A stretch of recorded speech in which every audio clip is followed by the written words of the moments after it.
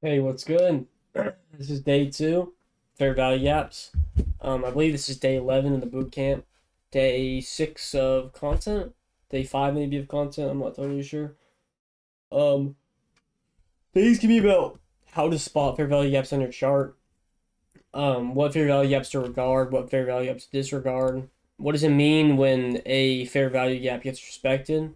We won't be going into what happens when a fair value gap gets disrespected, because that is what we are going to be doing either today's Tuesday, either Thursday or Monday.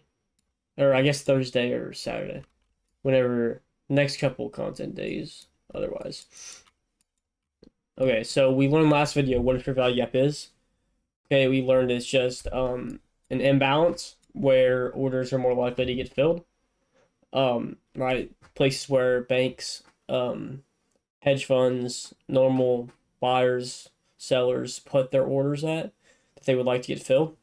Today's gonna be about more what do they actually look like on the charts, um, how to spot them, which ones to regard, and which ones to disregard.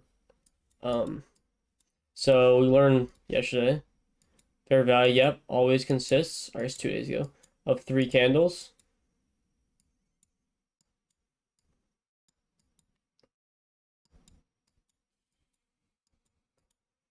Okay, so yeah, 1, 2, 3 candles, and it's gonna be the first wick to the third wick. Okay, so this imbalance, right? This candle, there's nothing going on, it's just an imbalance. So I would say that fair value gaps are a little weird. Ooh. Just 4 hour fair value gaps, I would honestly say are not as strong. Well, they are strong. It's just price can move a lot in the 4 hour fair value gap. Okay, it can move hundreds of dollars in the 4 hour fair value gap. So I don't really use them for my trading.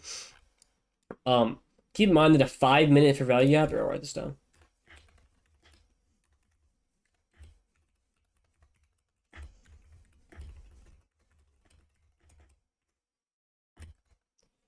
A 5 minute fair value gap is typically way stronger than a 1 minute. Okay, so if you inverse a 5 minute fair value gap, all right, that's a lot greater for confluence than inversing a 1 minute fair value gap. Or if you respect a 5 minute fair value gap, that's a way higher confluence as than respecting a 1 minute fair value gap. Okay, I'll show you all both, and then I'll show you all stuff on the high time frame. So let's go ahead and scroll on the high time frame. I'll just show you all some examples. Okay, so right here, pretty good example. Let's zoom in. Okay, so here's your first candle. Here's your second candle. There's your third candle. Okay, all right, we have this out. All three candles. Okay, so first candle, second candle, third candle. That first candle wick, okay, right there, the first candle wick, the third candle wick. Okay, so this is an imbalance. All right, this is a fair value gap. A bearish fair value gap. Why is it bearish? Because it's a bearish candle. Okay, so it's all about what happens in the candle in the middle, right? It decides if it's bearish or bullish. Okay, so same thing right here. First candle, second candle, third candle. Okay, right here's the first wick. First wick up to the third wick, right? First wick to the third wick. This is another imbalance. Okay, and what you'll see soon, as I'll try to show you, is that look at this. Price plays down this fair value gap, reverses. Okay, price plays up into the fair value gap, reverses. So this is the entirety of the fair value gap. Okay, these blue lines, right? This is the fair value gap. What do we want to see? We want to see price bounce back up into this region and then continue on, okay? That is called respecting the fair value gap. So if this is a bullish fair value gap, we want price to kind of, here's fair value gap. When price come up into it and then shoot back down. That is indicating that we respected the gap because we continued with bearish order flow.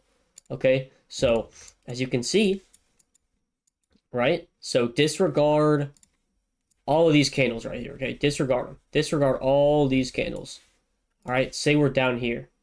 Price is going to move back up into this fair value gap and then shoot down, okay? So that's what you see there. Price respected the fair value gap. Okay, I'll show you another example right here. Oh, shoot. Okay, so sorry if I cut off anything with my face cam once again. First candle, second candle, third candle. Okay. First candle, second candle, third candle.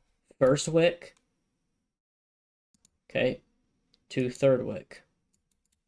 All right. This is a bullish or bearish gap. This is a bullish gap. Okay, because the middle candle is bullish. It's blue. Right. What do you want to say? What do we want to see here if we have this gap, right? If we're right here. We want to see price come back down into this gap and then continue on with bullish order flow. That's exactly what we get. Price ends up coming back down, coming into bullish order flow, and then continuing up. Okay, so that's another example of a this is 4 hours, so just bullish fair value gaps. All right here. First candle, second candle, third candle. Okay, first wick to third wick. Okay, what does price do? Price is sitting right here above the fair value gap. It trades back into it. Okay, respects it, continues bullish order flow, and then moves up. Okay, let me try to find, could go right there. Pretty good example.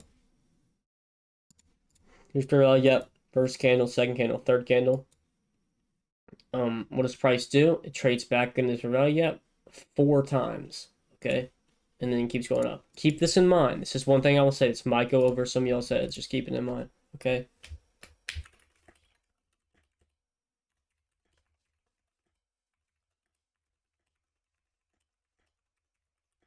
Okay, so the more fair value gap gets tested, the weaker it is. Okay, so typically when you see this gap get traded into 4 times, I would not say that's a very strong gap. Okay, just keep that in mind. If you keep testing back, if you keep testing the same fair value gap, there's a good chance it'll fail. Okay, that's not always true, but like right there, it isn't true. But just keep that in mind. More than not, it will usually fail. Let's go in the 5-minute.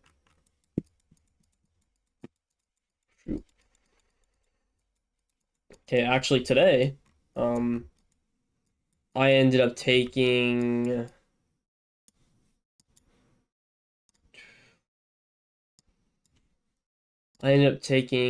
this long, okay, for today, based off, and I ended up getting out like here, but I didn't really want to, just low risk. So I'm taking this trade today based off of fair value gap inverse, which we'll be talking about the next couple days. Okay, so fair value gap, 5-minute.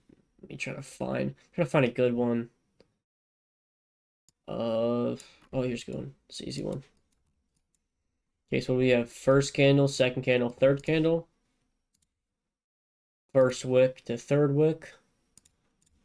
Okay.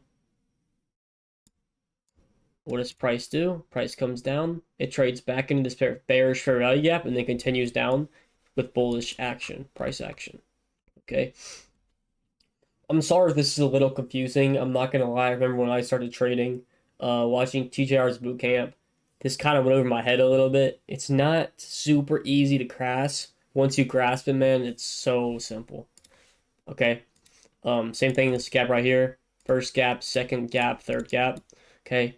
First wick. All right, and if there's not a wick, one thing I will say, if there's not a wick, take it at the bottom of the candle. It still counts, okay?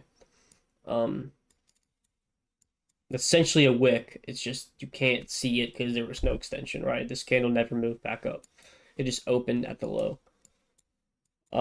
There's the gap. What does price do? Trades back into the gap, continues lower. Okay, right here. Wicks count, by the way. Okay, like this will count even though you think there's no candle up there. That means that price was full. It was a full candle up here at some point, hit the gap, and then shot down. All right, that counts too. Okay, so we respected this gap. We traded back up into it, and then continued down in bearish price action. Okay,